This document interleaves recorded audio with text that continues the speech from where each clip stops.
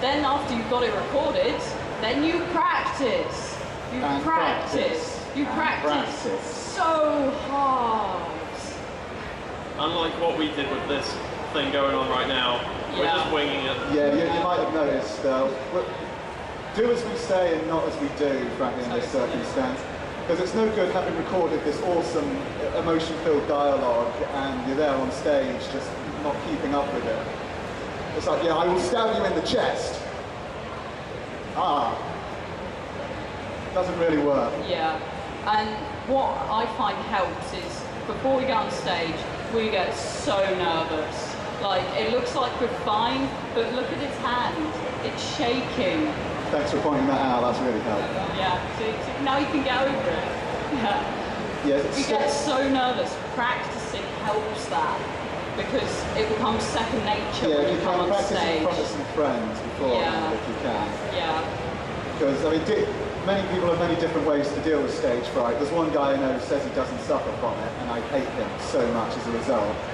But you will get nervous before going on the stage. That's completely normal. And, you know, you may feel, you know, what am I doing? Why am I doing this? Everybody's going to hate me and think I suck.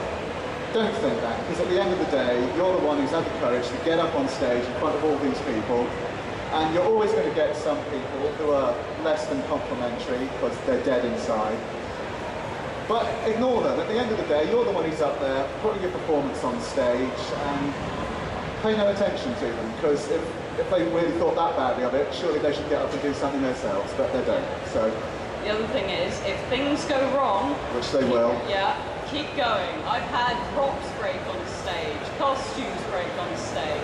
You just keep at it, keep going. The thing is, people do sympathise, really. If something breaks, people are like, oh, that's such a shame. I feel, you know, sorry for them. They're not going to be like, ha, you failed. Actually, some will be, but we don't care about those people.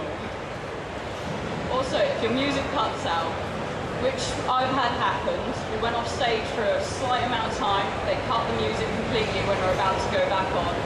Just keep going, keep going with it, and we get people afterwards to tell us, oh yeah, I really like that bit when the music cut out, because afterwards, everything that went wrong was totally your idea. Yeah, basically just run with it, because inevitably things do go wrong at any large organised event where they're having to deal with so many different requests.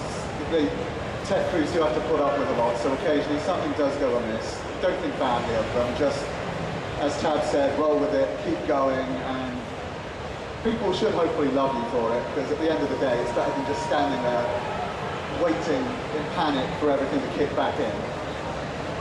We've got some general do's and don'ts of skits now.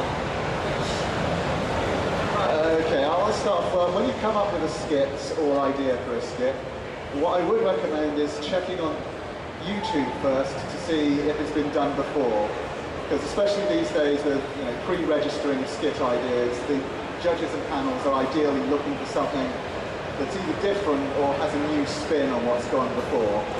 So for example, while you may enjoy getting your favourite male anime pair in on stage and getting them to hug or kiss, it's not particularly original, and believe it or not, it has been done before.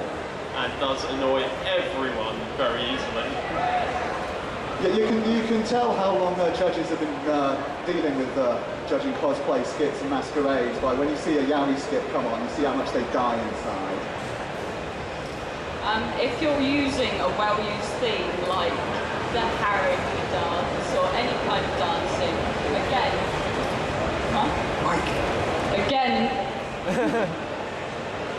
I've never done a skit with a mic at all. I've always done pre-recorded ones, so I'm totally not used to it.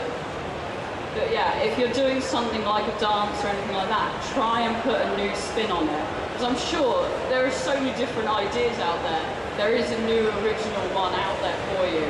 Like at Aocon, there was a Lucky Star dancer in the Omake. Well, it's the Sunday Night Live. Yeah, Sunday Night Live. It started off as Lucky Star dance. Happy dancing, and then suddenly she drops the pom-poms to the side, and You Give Me Fever comes on, and she gently brushes her leg, and then starts to do a burlesque strip dance. Yeah. That was hilarious. That was a good day. Yeah. Though we wouldn't recommend that at Expo. Yeah. Yeah, family Very event, family nice. event. That's going back to the point about making sure that what you do is appropriate to the event. So one of the smaller conventions, which are generally 18 and over, that's fine, but at Expo, obviously, if you're there stripping on stage, kind of frowned upon, wouldn't recommend it. I did it about a year and a half ago. Deliberately? Yeah, I pulled up my pants. Yeah, we won best performance. Huh? I don't know. Well, But sometimes I had it works. something written across my butt, so I had a good reason for it. Yeah. What was written on your butt? Alucard was here. Oh, you see, that this is the Yowie thing I'm on about. But that It's is not. there's a fresh spin, though. Yeah, yeah. But the other one is, make sure everyone understands your jokes. Throwing in jokes is okay, but make sure your punchline is something generic that everyone will laugh at. That's why I know at Nerd we did a lot of dancing skits, because to be honest, if you go up super serious costume, everything like that, then suddenly you're dancing a stupid dance. There's comedy value in that. That and English guys can't dance. Yeah. That's another thing about skit planning is pretty much all of Nerd, none of them could dance, including me whatsoever. But what they did do was martial arts. So there was lots of high kicks and moving your arms in a punching motion. You see, that's a fantastic example of working to your skills there as well. Yeah. Working to your skills is a good thing. Yeah. Because But, I mean, for example, as with the dance act, I mean, you may want to do a dance act, and the thought has crossed my mind occasionally, but I have absolutely no rhythm at all. So it wouldn't be pleasant. So if you can't dance, don't do a dance skit, basically. Do something that's based around stuff that you can do, the act will be better for it, and, you know, it will look that much better. yeah. So I did that thing, I think it was last October, where I picked a character because I could do a crab motion that he could. That's sort of like, if a character, if you've got a special skill of some sort and you find a character that can do that, then doing it on stage is so much better. Either that or, you know, try and pick people that you look like or have the physical appearance of. Like Gordon over there, who looks like everyone. Yeah, Gordon. you. Snorlax, janitor. Oh, I've got the What else? crowbar as well, so that's fantastic. Hughes. He's an everyman, you know, and not everyone is. So just try and go with people you look like. Yeah, So I wear also, that. I yeah. look like no one, but I'm tall. Yeah. I mean, if you pick a character